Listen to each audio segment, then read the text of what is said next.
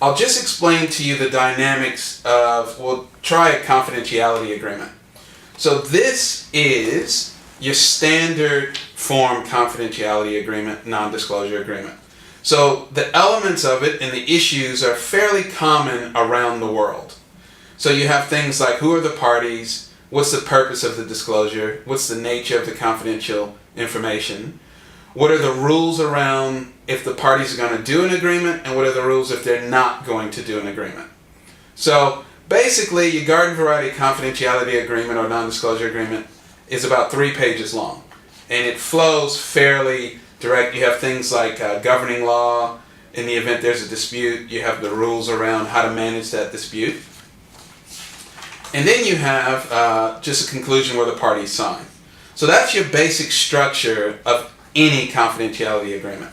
Now, when you go into the kiosk and you click on that image, you see that there's a library of issues.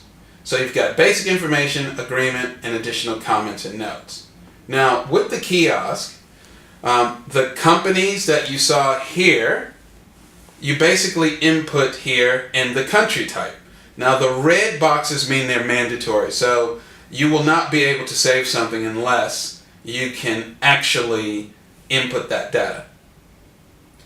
Then you move down to the agreement terms, and you see that they flow quite easily with the standard flow of a non-disclosure confidentiality agreement. So you've got the parties, you've got affiliate parties, you've got whether it's exclusive, the purpose of the disclosure, the country, the term of the disclosure, the commencement date, the termination date, disclosure, and so on.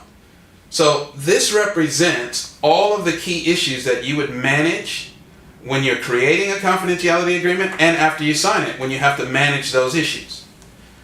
An additional feature of Contract KIOSK that doesn't exist in documents is you also have a field that allows you to add notes. So anything that's particular to that particular transaction. So if it's a particular pricing model or a particular strategy you're deploying, you can insert that information and also track it against the document.